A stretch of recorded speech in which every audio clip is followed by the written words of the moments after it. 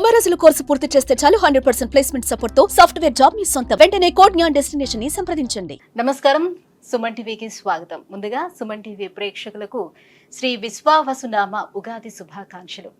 ఈ విశ్వావసునామ సంవత్సరం ద్వాదశ రాశుల వారికి ఎలా ఉండబోతుంది, ఏ రాశుల వారికి ఎటువంటి శుభ అశుభ ఫలితాలు ఇవ్వబోతున్నాయి, గ్రహ సంచారాలు ఎలా ఉన్నాయి, అలాగే ఎటువంటి పరిహారాలను పాటించుకోవాలి, ఈ విషయాన్ని తెలియజేసేందుకు మనతో పాటు ఉన్నారు ప్రముఖ జ్యోతిష్యరత్న జ్యోతిష చక్ర వైభవ నిపుణ డాక్టర్ రాల్పల్లి రవికుమార్ గారు. గురుగారు నమస్కారం. నమస్కారం. గురుగారు, కొత్త సంవత్సరంలోకి ఎంటర్ అవ్వబోతున్నాం. మరి కొత్త సంవత్సరం ఎలా ఉండబోతుంది ద్వాదశ రాశుల వారికి అని తెలుసుకునే ముందు గ్రహాల సంచారం ఎలా ఉంది, ముఖ్యంగా 4 గ్రహాలు మనకి ప్రతి సంవత్సరం మారేది, ఈ 4 గ్రహాల సంచారం ఎలా ఉంది, ఎలాంటి ఫలితాలు ఇస్తున్నాయి? శరదిందు సమాకారే పరబ్రహ్మ స్వరూపిణి వాసరాపీఠ నిలయ సరస్వతి నమస్తుతే. సుమన్ టీవీ ప్రేక్షకులకి నూతన సంవత్సర ఉగాది శుభాకాంక్షలు. మెయిన్గా ఏంటంటే ఈ సంవత్సర ఫలితాలు ఇప్పుడు చెప్పుకుంటున్నాం కాబట్టి ప్రతి నెల ఏంటంటే మాస ఫలితాలు చెప్పుకుంటున్నాం కాబట్టి మాస ఫలితాలు చెప్పుకున్నప్పుడు ఏంటంటే రవి 1 మంత్కి మారుతాడు ప్రతి నెల, అలాగే బుధుడు 20 డేస్, శుక్రుడు 20 రోజులు, అలాగే కుజుడు 45 రోజులు, అలాగే శుక్రుడు 20 రోజులు, చంద్రుడు అంటే ప్రతిరోజు ఒక్కొక్క నక్షత్రం మారుతుంటాడు. ఒక మెయిన్గా మటుకు గురువు, రాహు, కేతు, శని అండి. ఈ 4 కూడా ఏడాది పాటు ఇంచుమించుగా ఉంటారు కాబట్టి గురువు ఉన్నారంటే సంవత్సర కాలం పాటు అక్కడే ఉంటారు. అలాగే రాహు ఉన్నారనుకోండి, కేతు 1.5 ఇయర్ ఒక రాశి నుంచి ఇంకో రాశికి మారడానికి పడుతుంది. అలాగే శని ఉన్నారంటే 2.5 ఇయర్స్ మారుతారన్నమాట. కాబట్టి ముఖ్యంగా ఏంటంటే అందుకే ఈ సంవత్సర ఫలితాలు చెప్పుకున్నప్పుడు ఏంటంటే మెయిన్గా గురువు, రాహు, కేతు, శని యొక్క మార్పులు ఏంటనేవి తెలుసుకోవాలి. ముందుగా శని వచ్చేసి మనకి 30వ తారీఖు మార్చి నెల 2025 నుంచే మనకి కుంభరాశి నుంచి మీన రాశిలోకి ప్రవేశిస్తున్నాడు. అదే రోజు ఉగాది అయింది, అదే రోజు శని కూడా మారుతున్నారు. అలాగే రాహు కేతులు వచ్చేసి మనకి 18 మే 2025. రాహు మారంటే కేతు కూడా మారుతాడండి. అందుకే చూడండి ఎప్పుడు కూడా జాతకంలో రాహు ఆపోజిట్ కేతు ఉంటారు. నవాంశలో తీసుకున్నా కూడా రాహు ఆపోజిట్ కేతు ఉంటారు. ఎవరైనా చేతితోటి వేసి ఇచ్చినప్పుడు మర్చిపోయి రాహుకి పక్కనే కేతు వేయడం, లేదంటే రాహుకి 3 గళ్ళు పక్కన కేతు వేయడం వేస్తూ ఉండొచ్చు తెలియక వాళ్ళకి. సో ఎప్పుడు అలా కాదండి, రాహు ఆపోజిటే కేతు ఉంటారు. ఇంకోటి ప్రతి గ్రహం కూడా క్లాక్ వైజ్ తిరుగుతుంది, ఒక్క రాహుకేతువులు మటుకు యాంటీ క్లాక్ వైజ్ తిరుగుతుందన్నమాట. కాబట్టి రాహుకేతువులు మటుకు ఏనార్థం ఒక రాశి నుంచి ఇంకో రాశి మారుతారు. అతనేమో 18 మే 2025 నుంచి ముఖ్యంగా రాహు వచ్చేసి మనకి కుంభరాశిలోకి వస్తాడు, అలాగే కేతు వచ్చేసి మనకి సింహరాశిలోకి వస్తారు. వీళ్ళిద్దరు కూడా ఏనార్థం పీరియడ్ అక్కడి నుంచి ఉంటారు 18th మే నుంచి. నెక్స్ట్ వచ్చేసి మన గురువు, ముఖ్యంగా ఏంటంటే గురువే ఇంపార్టెంట్. అందరూ అనుకుంటారు గురువు మార్పు మళ్ళీ వస్తుంది. గురువు ఏ రోజైతే మారుతాడో ఆ రోజే పుష్కరాలు స్టార్ట్ అవుతాయండి. ఇదే రూల్ అనమాట. సాధారణంగా గురువు ఏ రాశి నుంచి ఏ రాశి మారుతాడు మనం అనుకుంటుంటాం. మన జాతకం చెప్పినప్పుడు కూడా మన రాశి నుంచి 2వ స్థానంలో, 5వ స్థానంలో, 7వ స్థానంలో, 9వ స్థానంలో, లాభస్థానంలో గురువు ఉన్నప్పుడు మన శుభ ఫలితాలు చెప్తుంటాం కదా. సో అందరూ అనుకుంటుంటారు అబ్బాయి ఎప్పుడు మన రాశి నుంచి 2nd హౌస్ వస్తుంది, ఎప్పుడు మన రాశి నుంచి 5th, 7th, 9th, 11th వస్తుంది. సో వాళ్ళకి ఒకటే నమ్మకం ఏంటంటే ఈ రోజైతే పుష్కరాలు స్టార్ట్ అవుతాయో ఆ రోజు గురువు ఒక రాశి నుంచి ఇంకో రాశిలోకి మారుతున్నట్టు మనం ఈజీగా గుర్తించవచ్చు.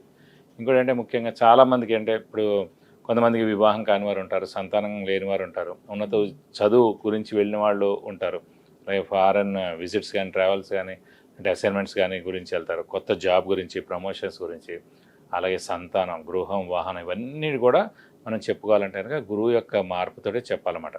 కొన్ని రాశుల వాళ్ళకి లాస్ట్ 2 ఏళ్ళు లేదనుకోండి, ఈ ఏడాది ఉంటుంది. అంటే ఆ ఏడాది వాళ్ళకి 2వ స్థానం కానీ, 5వ స్థానం కానీ, 7వ స్థానం కానీ, 9 కానీ, 11లోకి వచ్చినప్పుడు సంవత్సర కాలం పాటు. ఓవరాల్ గా అంటే ఈ 4 గ్రహాల మార్పుతోటి దేశవ్యాప్తంగా ఎటువంటి మార్పులు చోటు చేసుకునే అవకాశం ఉంటుంది? ఆర్థిక పరంగా కానివ్వండి, అంటే ఆర్థిక పరంగా ఇవన్నీ కూడా ఎక్సలెంట్గా ఉంటుంది. ఎందుకంటే బుధుడు మెయిన్ వ్యాపార కారకుడు. ఎవరికైనా సరే ఆర్థికానికేమో బుధుడు అవుతాడు, అలాగే గురువు కూడా అవుతాడు. గురువు వచ్చేసి మనకి సంచారం మిథున రాశిలోకి వస్తున్నాడు.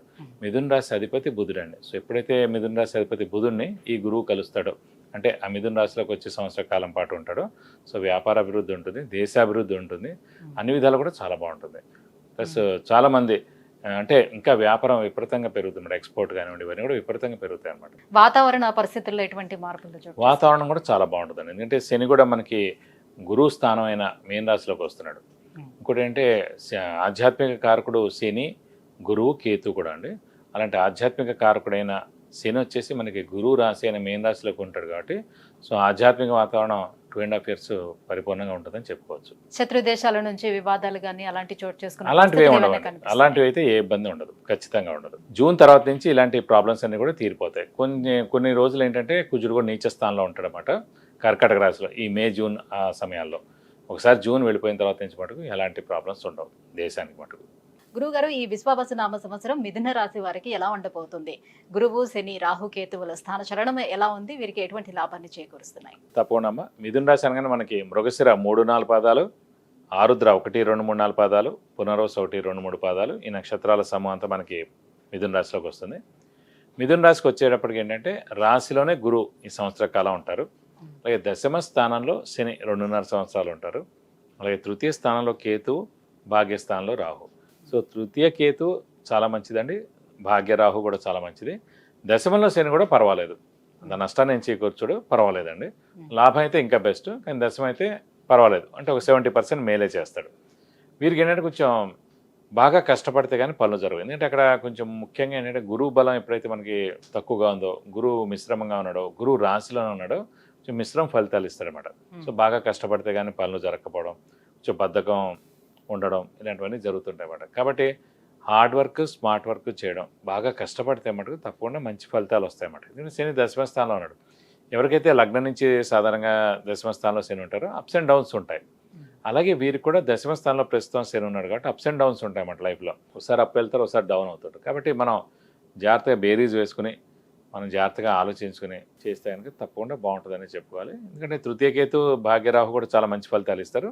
రాశిలో గురువున కూడా తీర్థయాత్రలు చేయడం, దైవ దర్శనం చేసుకోవడం, గురువుని దర్శించుకోవడం, గురువు యొక్క బ్లెస్సింగ్స్ పొందడం ఉంటుందన్నమాట. అంటే మనకు ఒక 40% బలం ఉన్నట్టు గురువు. గురువు అనే గ్రహమే దైవబలం అండి, దైవానుగ్రహం అన్నీ కూడా గురువే అనమాట. అలాంటి గురువు మనకి రాశిలోనే ఉన్నాడు కాబట్టి కొంచెం మిశ్రమ ఫలితాలు ఇస్తారన్నమాట. ఏదైనా సరే ఆచితూచి మెలగడం.